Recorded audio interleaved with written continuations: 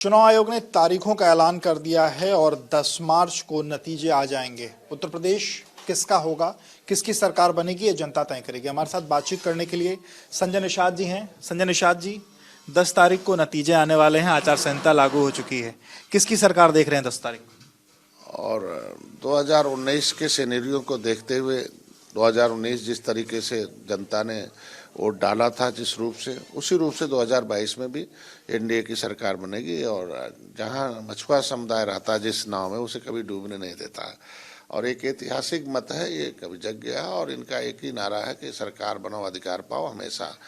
और 70 साल से इनके अधिकारों पर डाका डाला गया और इन्हें उम्मीद है कि भारतीय जनता पार्टी के साथ हम रहेंगे तभी मिलेगा। चूंकि बाकी नया आप लोग पार कराएंगे। निश्चित रूप से पिछली सरकारों के सारे विश्वासघात को हमेशा याद रखते हैं कांग्रेस के, सपा और बसपा के, इसलिए उस विश्वासघात को नहीं भूलते हैं। और भारतीय जनता पार्टी ने अभी जो काम किया है, थोड़ा बहुत जितना भी काम किया, वो अभी जितना स्पीड से होना चाहिए तो उतना स्पीड से तो नहीं हुआ, हम नहीं कहेंगे।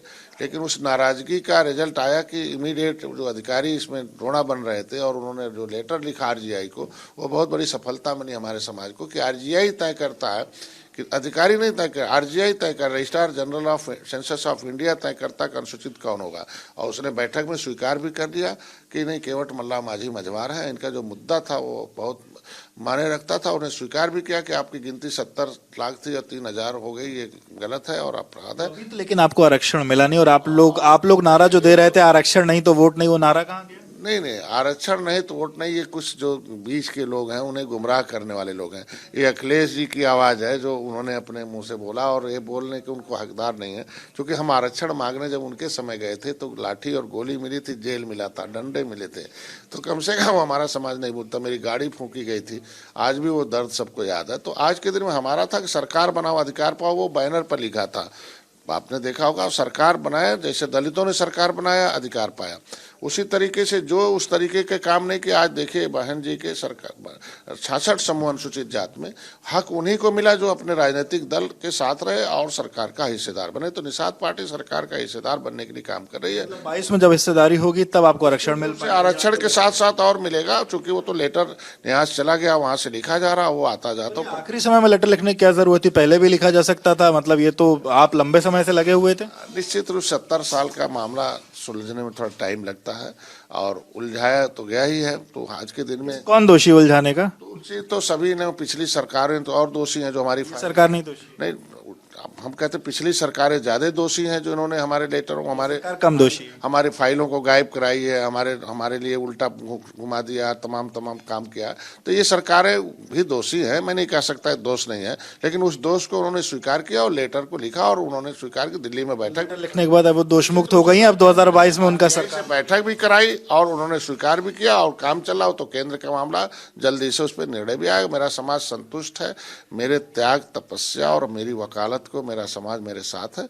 और वो चाहता है कि जो वर्तमान जज हैं दिल्ली में, और वो तो है ही हैं, वो तो अभी बदलने वाले नहीं हैं। तो रिटायर्ड जजों से हमारी तो उम्मीद नहीं की जा सकती है। तो जो अपना जज बनाएंगे इस बार, और उस जज के माध्यम से हमारी काम जो है तुरंत हो जाएगा और तुरंत काम होगा। और मतलब आपकी पार्टी से जो लोग रूप से इस बार की सरकार बनाने में हम लोग भूमिका रहेगी, महत्वपूर्ण भूमिका रहेगी। मुख्यमंत्री बन रहे हैं। अब बाकी देखो, अभी तो हम लोगों को पद प्रतिष्ठा नहीं, हमारे तो मुद्दे हैं, उसकी लड़ाई लड़ते हैं। और निश्चित रूप से भारतीय जनता पार्टी अगर चाय वाले एक बेटे प्रधानमंत्री बना सकती है तो कुछ भी बना सकती है। अभी तो हम लोग जो है लड़ाई लड़ रहे हैं। समाज की मांग है कि उप मुख्यमंत्री बनाया जाए। मेरे समाज का तो सुझाव है, मांग नहीं।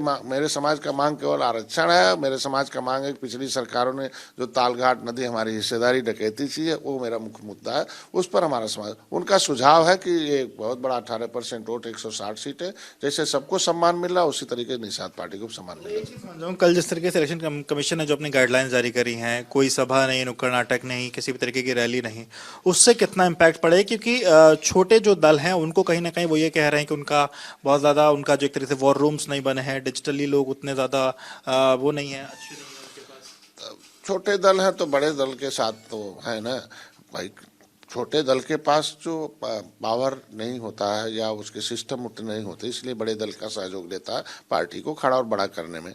लेकिन निश्चित रूप से जो दायरा छोटे दल का है उसे तो हमें डिजिटल करना ही पड़ेगा ना। हमें तो चुनाव आयोग के सारे निर्देशों का पालन करना पड़ेगा।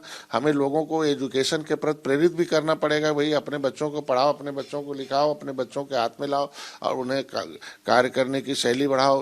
क्योंकि ये डिजिटल, जैसे भाई एक मान लो गांव भर तो सपोर्टर होता है ना वोटर, लेकिन उस गांव में एक बूथ अध्यक्ष तो कोई भी पार्टी तय करती, चाहे छोटे दल हो चाहे बड़े दल हो।